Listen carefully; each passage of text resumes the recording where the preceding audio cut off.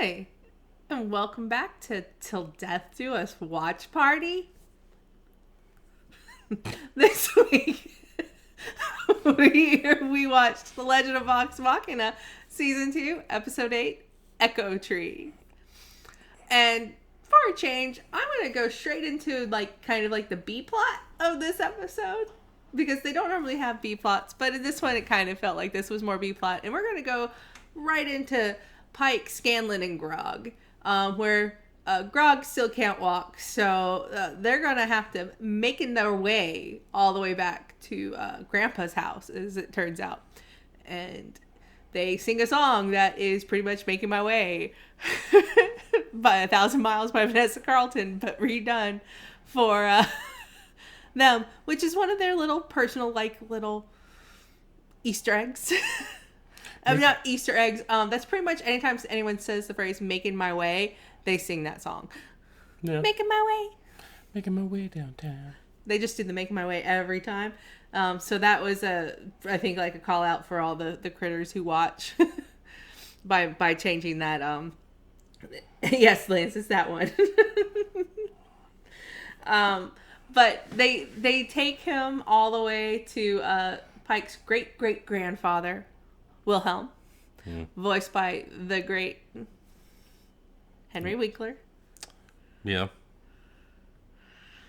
I can't do a Henry Winkler. Oh. Hey, it's the best I got right now.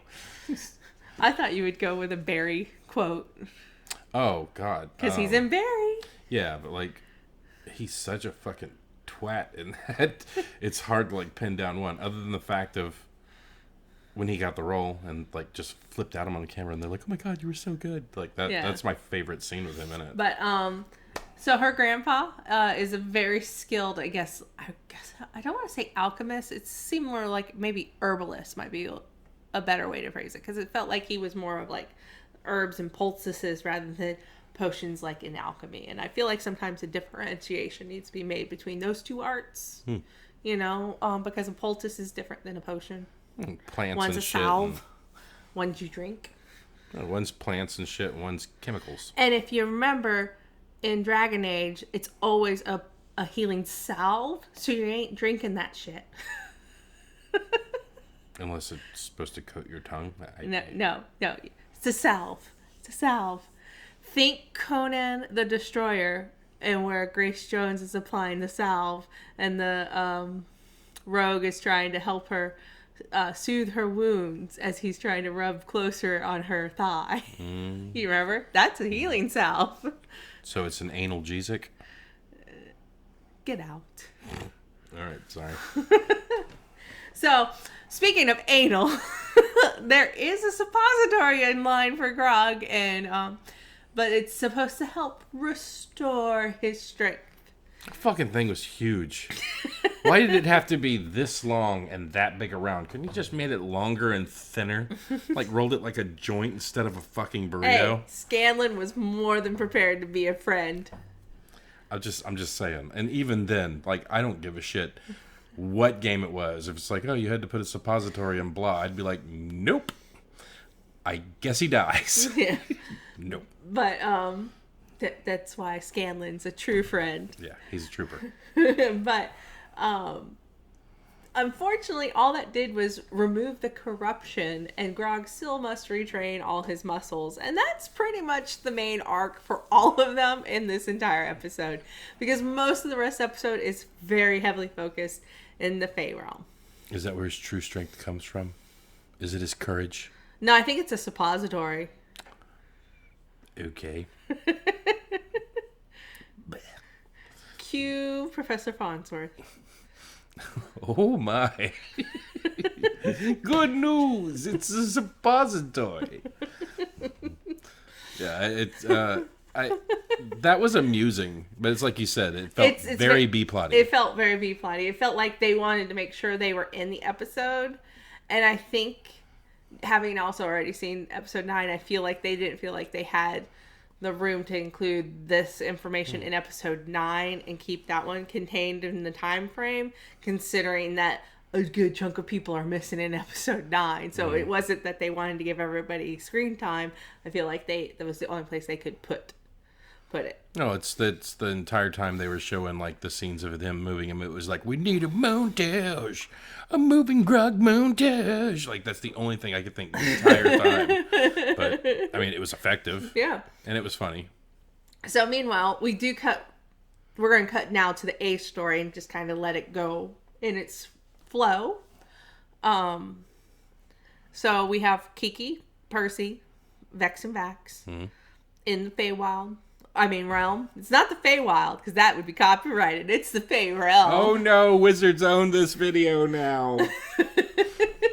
But they have traversed some more with the help of Garmelie, and they've come across... He's going to take them to Shademark, which is where they need to go to get Fenthras, the vestige that they're coincidentally can go get while they're in the Fey Realm.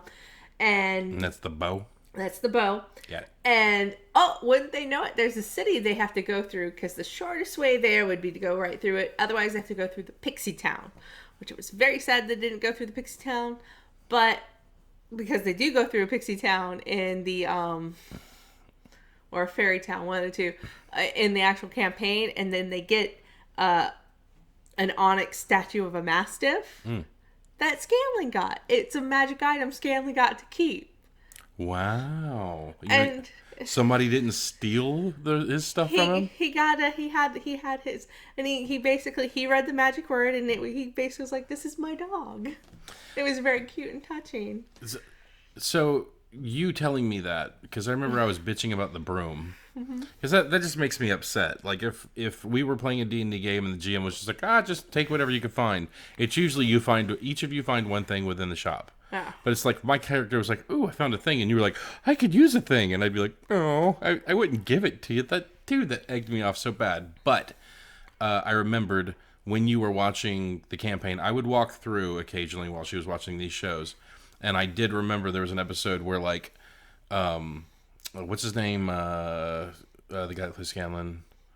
Sam.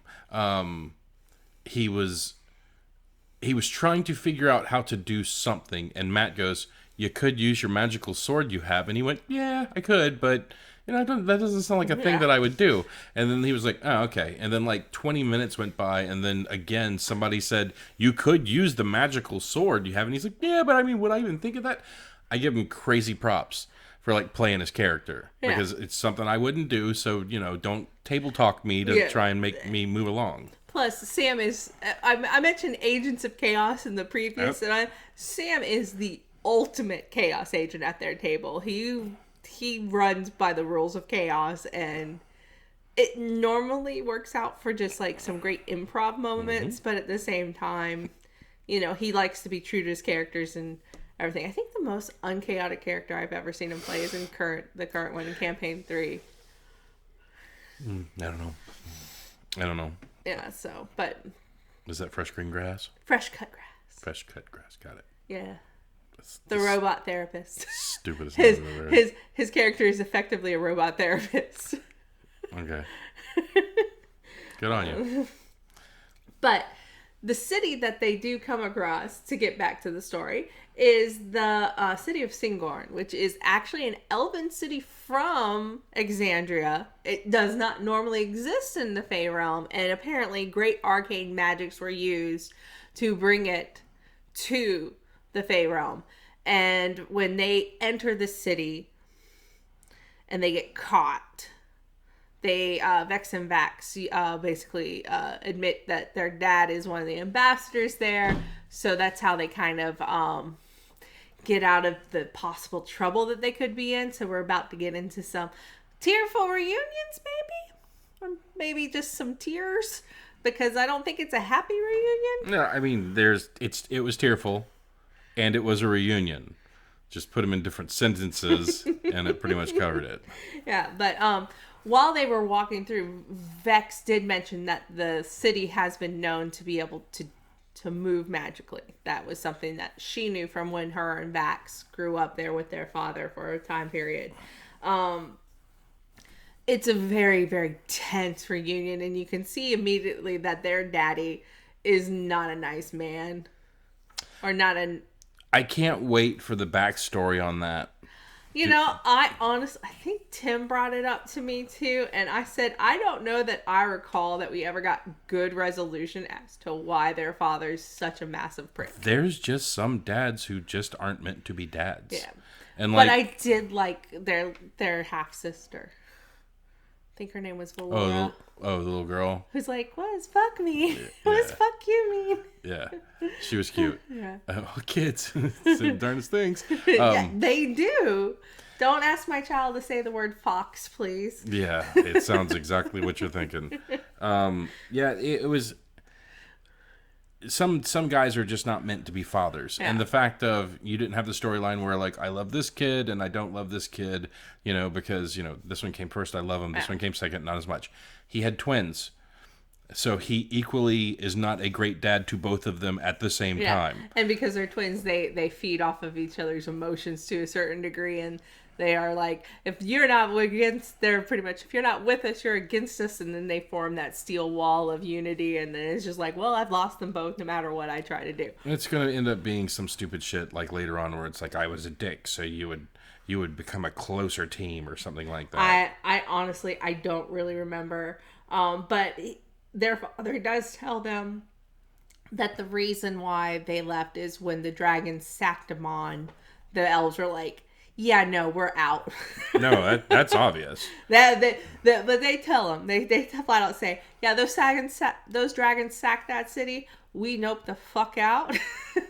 And we're coming here to train and gather our power so that way we can actually have any chance against this. Or, hear me out, we just stay here. I don't think that that's off the table. Well, I mean, it just seems very convenient that it can shift back and forth, where it's like there's a lot behind the sure, but the leader of the city's like, guys, Fey Realm, nice sun, cute little birds being eating flowers, yeah, turn the switch, all right, and then there's dragons eating the realm. We're just going. There's no vote on this one. Yeah. So, they basically their father. Like, I don't even feel like they got anything of great use other than he agreed to let them travel through the city without being molested. Was effectively all they got from him. Then so he was going to give him a paper, and then Percy, who had been kind of witness to everything, reads the paper, and he was pretty much the only person given any kind of modicum of respect because he was nobility. Finally, it pays off to be a nobility because the elves at least gave him a smidgen of respect. And then that's when he busts out the title Lady Vexalia, Baroness of the Third House of Whitestone and Mistress of the Grey Hunt, and tells her father that he needs to amend paperwork. In the campaign, he does. In the show, he's like, nah, fuck you. I mean, it's a watery tart laying in bodies of water distributing titles is no means of a government. Yeah, so. But it's a very sweet gesture by Percy to try and give her, to basically give her a title in an attempt to bolster her in front of her father. Because you can tell that of the two of them, she's the one most affected by not having a relationship. She has the bigger daddy issues of the two of them. And it didn't work. Yeah. Because he is such a prick. Yeah. But like I said, in the campaign, it did. But I have a feeling that's one of the things that Matt's like, yeah, probably in retrospect, you probably shouldn't have let that work. Yeah, but like the thing that I was happy, well, I don't want to skip too far forward, but go get the bow and come back, and I'll give you the warm reception that you think you deserve. And then it was kind of like, well, we can take the bow back to your dad. And she's like, fuck him. I was glad they did that. No. It's growth finally for Vexalia. Yeah. But speaking of the bow, they do peace out of the city. Garmelli shows them the rest of the way to the Shade Mark. And then if you thought Vex was the ultimate emo boy in existence, no. Sondor was here to prove you wrong. Was there any, was I supposed to know that guy? No. Okay. We didn't really know him either. He's just basically an archfey. There was no real preamble for him in the campaign. He's just some archfey that inhabits the Shade Mark and makes it extra gloomy. Why was he super into? Because he's just creepy. Okay, I was just thinking. I mean, the only other thing, the thing I put together was he was super into her because she just got mowed down by her father. It was the fact that he could feed off her emotions. Okay. Okay, I called that one right. Because, I was just trying... The way he was talking to her was like, is this like a guy from the first season? No. There was no connection to him. They basically said if you step in the goo, and you listen to his voice, he can get in your head. He got in her head. He saw that she had the daddy issues, so he started playing on them. And then in the campaign, he kept on asking her to basically leave the party and marry him and love him, and he'd give her everything, which is what they played into it. And then just like in the campaign in the show, she's just like, when he asks for her heart, she says she can't give it or it belongs to another. So Sorry. All right. But I can't say anything. That's my favorite couple of the show, or in the campaign. So I find it remarkable that you and I have been married since 2012. Yeah. And dating longer than that. And then we've been dating since 2002? 2003. Let's split the difference and say 3. It was 2003 because I was 21. Okay, so 2003. Yeah, I outed my age. Sorry. So 2003. So it's now 2023. That's 20 years. Mm-hmm. And not one of our characters have ever hooked up or dated. Because we're not fucking lame. I've had plenty of characters that have had relationships, though, in the games that we played in. But, so... Just never with you. Yeah, no, well, I mean... Because he's a super duty head. Get down in the comments. Tell her that she's wrong. It hurts my feelings. No, it's just... And it's not... So if you're a couple and you play a couple of games, that's fine. It's just I feel but see, like in this one, it wasn't the Taliesin and Laura aren't a couple in real life. I know, but it's like the other thing I've noticed in the games that we've been playing lately is like characters don't hook up with other characters. Like we don't really do that, and maybe that's not great. Maybe that's okay. I've hooked up with other characters in some games. NPCs. No, Dresden File game. I hooked up with another character. Oh well, I mean. Oh, yeah. My character was all about Shane's character. Right. That was pretty much the main thing that my character did in that game. Sure, but I don't know. It doesn't happen often. It doesn't happen often enough to where it would come to recent memory, you know? Yeah. But, yeah, I do remember that. And then I had one character that basically your character saved my life. Yeah, you had a character that was hung up on mine and wanted to date mine, and you never admitted your feelings, and then you got mad when my character decided to fall for a bad boy in town. She fell for the worst person in town. Like, that you could have thrown a dart in a crowd. A random dart in a crowd. And there is no one more corrupt. It would have hit him 9 times out of 10 if you were just like, biggest dick. And it would have fucking... And I'm not talking like girth. I'm talking like this dude was just... He was horrible. To the point where our characters decided we wanted to kill his character. And then she said she'd leave the party if it happened. And then Amber herself said, you can play your characters how you want to, but my character will leave the party and I'll roll up a new character. And we did not want to do that. So my character had to have a talking to with his character. And we came to an accord. Things that they still don't know, and now they will, is 1, I had written letters for everybody at one point. 2, I actually was not going to leave the party. If you guys thought I would leave the party. I never said I would leave the party. I said my character was committed to ending the threat that we were going after. So she would have stayed. And she would have done her job. And she would have done everything she needed to do to survive. And then she would have paid, hired, and worked with people to destroy you all after the campaign. If you had killed him. Poetic. Yeah. But she would make sure the world got saved first. I was particularly I was intentionally going to start bringing in vampire hunters to take out Nick's character. I hadn't figured out you yet. Good fucking luck. I was just going to get the brass dragon to knock James's character unconscious again, because that was apparently his weakness. Brass dragons. Yeah, that was funny. He was actually going to be the hardest one to take out. But this isn't a D&D review. Sorry. We were bound to do it. We've been doing so good. We were bound to get a good inanity in. So, yes. They beat Emo Shademark Boy. Vex stabs him in the heart with the arrowhead that Percy actually made for her. If you can't read the symbolism, you must be blind at this point, because they are not making any attempts to hide it. No. Then basically she gets Fenthras. Everyone rejoices. Garmelli, I think, actually casts a spell to get them out of the Feywild, or I think it was Garmelli and not Keyleth. Yeah, it was Garmelli who cast the spell, and he's like, "I'll send you home. You entertain me." And then as soon as they walk through, then he transforms into a mysterious stranger. Yep. I can tell, if Lance really wants to know, I can tell him who that mysterious stranger is. Billy Boyd. I know who the name of the very tall redheaded elf is. Who, Garmelli? No, the elf that appeared, his name is not Garmelli. Is it a spoiler? A little bit, but not really. I mean, is it a spoiler for them? Maybe. Don't say it then. Okay, but that's pretty much You could tell me off camera. Okay, I'll tell you off camera.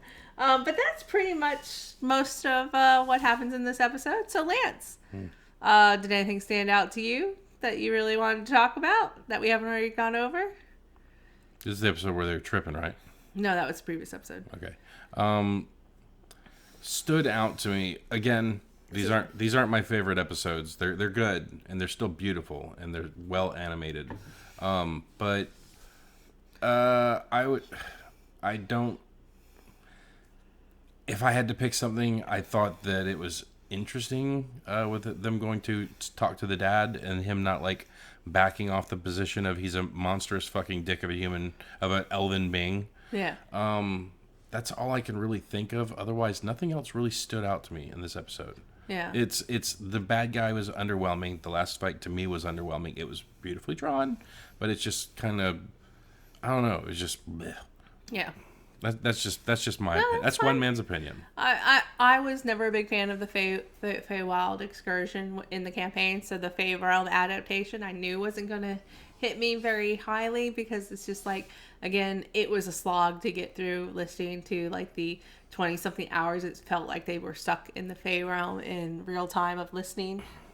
So I, for the most part, was very happy they made it so much shorter. They rushed through some stuff because of that, especially because they still have a split party. Right. And, I mean, there are certain things that were really cool. Like, if I remember correctly, there was like a jelly monster. That was in the last episode. That was almost like an ooze. That exploded. Was in the last episode. And turned into acid rain. So that shit was dope. That was in episode 7. Okay. Not episode 8. Sorry. No, it's okay. But this one was the corrupted trees. Fighting. Well, I remember him like seducing her and her being like lifted up by vines and shit, and then her stabbing her with the arrow that goes, I remember all that, but it was just kind of like, meh. No, I get it. I'm not discounting it. I'm not much of a romantic. I don't know how I ended up with him. But yeah, I mean, I'm more of a take you to a terrible movie, buy you terrible wings at a terrible restaurant, and then do shots and play pool with you at the end of the night kind of guy. So that might have been our first date. It was. Totally was. How did this end up like this again? No, I'm kidding. Happily ever after, baby. That's how it ended up. So any characters that stood out for you? Grog really didn't have much of a role in this one, so you can't really say Grog this time. I'll say the guy in the tree. The plant guy. Oh, the plant guy. Okay. So while he was uninteresting and his motivations were uninteresting, his character design was really cool. Do you know who voiced him? I'm gonna guess Matt. No, it was I'm forgetting the character's name, but remember in Heroes? Yes. The Indian doctor? Oh, the younger one? Dopender? Okay. Yeah. I know who you're talking about. Yeah, that was the voice of Sondor. Okay, cool. Very cool. I did not know that. Yeah. Thank you for putting that wrinkle up in my brain. Yeah. All right, cool. I'm glad you're getting more work, Dopender. If that's what I'm remembering, I think that's what he was also in. Remember, he was also one of the villains in a season of The Flash. Isn't he like Nissan Versada guy? He's the guy with the glasses and no? Okay. Maybe he's the best friend or something. Oh no, you're talking about the guy who drew the pictures and saw the future. Right? I'll show you. I think his name was Dopender. I could be wrong. I'll show you who it is real quick. Just say Zachary Quinto. I'll guess. It's not Zachary Quinto. I'll guess the right one every time. Oh, it doesn't matter. We'll figure it out later. So him. It's Mohinder. Yes. Mohinder. Okay, there it is. So our kid is crying because we stopped talking about the episode. So thanks for watching. You have a nice one. See ya. Bye.